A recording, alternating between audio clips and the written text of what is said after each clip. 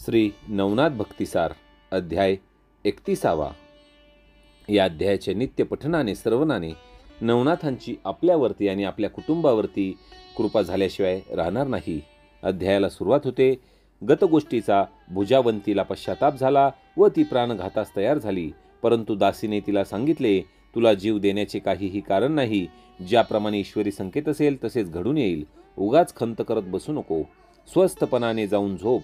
राजा शिकारी होऊन परत आल्यावर तुझ्या महालात येईल, तेव्हा तू झोपून राहा, उठू नको. मग राजा तुला उठून झोपण्याचे कारण विचारेल, तेव्हा तू रडून आकांत कर व मी आता जगू इच्छित नाही म्हणून राजास सांग. अशा तऱ्हेने ढोंग करून रडू लागलीस म्हणजे राजा तुला रडण्याचे कारण विचारेल, तेव्हा तू त्याला सांग की तुमचा मुलगा कृष्णागर माझ्या महालात आला आणि मला धरायला धावला, परंतु मी त्याला ढकलून दिले, तेव्हा मला जगून काय करायचे आहे. असे बोलल्यावर राजाला राग येईल. मग तो मुलगा वगैरे काही मनात न आणता त्याला ताबडतोब ठार करेल. तू निर्धास्तपणे आनंदाने खुशाल राहा. असा मार्ग सांगितला आणि दासी निघून गेली. पूर्वसूचनेनुसार भुजावंती सुवर्ण मंचकावर झोपली. तिने अन्नपाणी वर्ज केले, अंगावरील दागदागिने काढून टाकले. थोड्या वेळाने शशांकर राजा शिकारी होऊन परत आला.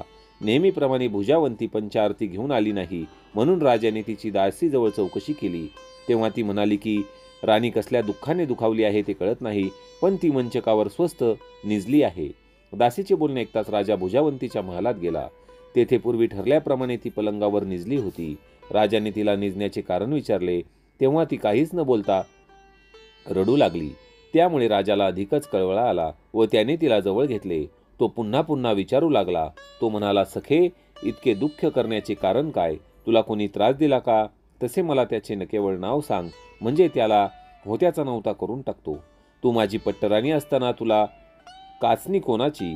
तुझ्याकडे वाकडी नजर करण्याचे धैर्य कोणाच्यात आहे? तू मला नाव सांग, मी त्याला पृथ्वीवर ठेवत नाही, लगेच मारून टाकतो.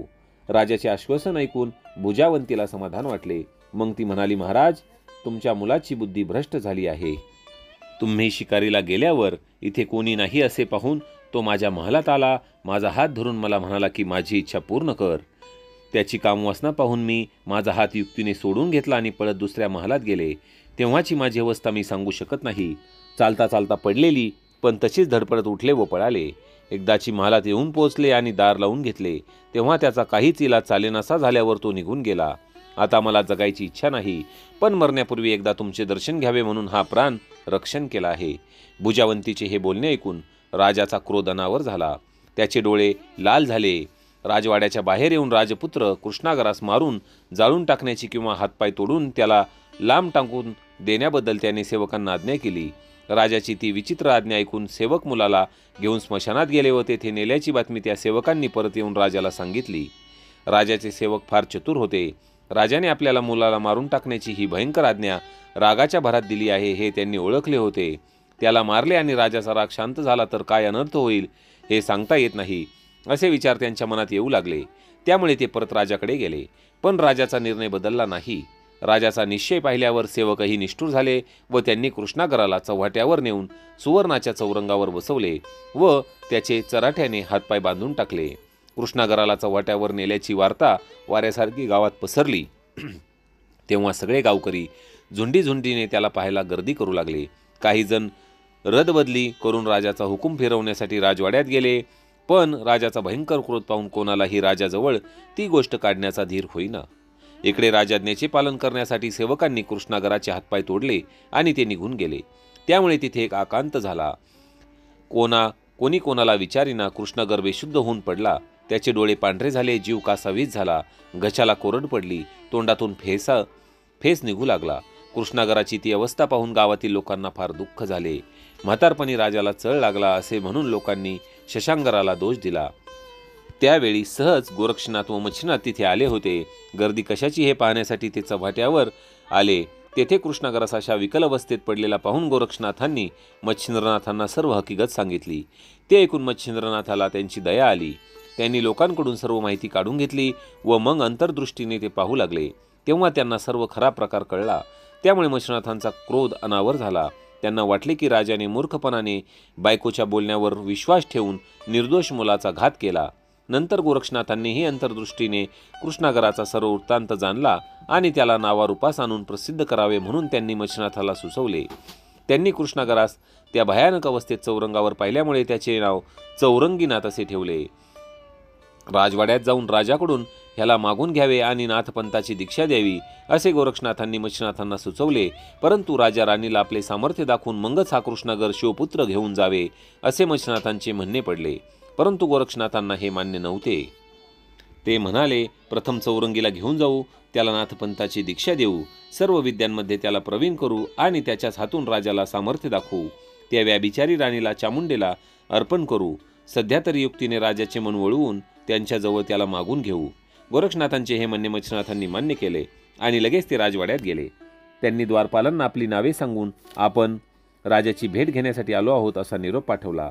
राजाला हा निरोप कळताच त्याला फार आनंद झाला. तो लगेच जातीने त्यांच्या स्वागताला गेला. आल्याबरोबर राजा त्यांच्या पाया पडला. राजाने त्यांची खूप स्तुती केली व त्यांना राजवाड्यात नेऊन सुवर्णाच्या मंचकावर बसवले. नंतर त्याने षोडशोपचारांनी यथाविधी पूजा केली व हात जोडून नम्रपणे त्यांच्यासमोर उभा राहिला आणि काय आज्ञा आहे ती सांगा अशी विनंती केली. त्यावर मच्छिनाथांनी सांगितले, तुम्ही आज एका मुलाचे हातपाय तोडून टाकले आहेत, तो मुलगा आमच्या स्वाधीन करावा एवढीच आमची इच्छा आहे. मच्छिंद्रनाथांच्या या विचित्र मागणीचे राजाला मोठे आश्चर्य वाटले. तो हसून म्हणाला, महाराज, त्याला हातपाय नाहीत, मग त्याचा तुम्हाला काय उपयोग होणार? तुम्हाला तो उपयोगी पडण्याऐवजी त्याचीच तुम्हाला सेवा करावी लागेल. सगळीकडे अंगा खांद्यावरून घेऊन फिरावे लागेल. ते ऐकून मच्छिनाथ राजाला म्हणाले, तू त्याला आमच्या स्वाधीन करणार आहेस की नाही तेवढे फक्त सांग. तो आम्हाला उपयोगी पडेल का नाही ते तू पाहू नकोस. मच्छिंद्रनाथांनी स्पष्टपणे विचारल्यावर राजाने मुलाला घेऊन जाण्याची परवानगी दिली. राजाची परवानगी मिळताच दोघे गुरुशिष्य त्या मुलाला चौरंगासकट आपल्या शिबिरात घेऊन गेले. बऱ्याच जणांच्या मनात अशी शंका आली की हे जती तर निर्जीवासही सजीव करू शकतात, तर मग असे असताना या मुलाची अवस्था अशी का ठेवली? निर्जीव पुतळ्यातून गहिनीनाथ निर्माण केला, मग कृष्णागराचे हातपाय पुन्हा निर्माण करणे त्यांना शक्य नव्हते काय? परंतु त्याला त्या स्थितीत ठेवून त्यांना कार्यभाग करून घ्यायचा होता. गोरक्षनाथ व मच्छिनाथ तेथे एक रात्र राहून पुढे चालू लागले. पुढे ते हिंडत हिंडत बद्रिकाश्रमात गेले. शिवालयात जाऊन त्यांनी शिवाचे दर्शन घेतले. चौरंगीला तेथे ठेवून ते दोघे अरण्यात गेले. अरण्यात त्यांनी एक गुहा त्यांना दिसली. त्यांनी चौरंगीला देवळातून आणून त्या गुहेत ठेवले आणि त्याची परीक्षा पाहण्याचे ठरवले.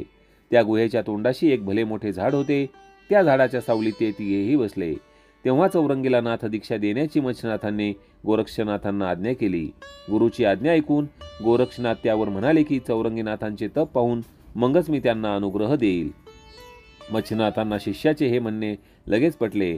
त्यांनी चौरंगीला विचारले की बाळा, इथे तप करत बसशील का? तप फार कठीण आहे.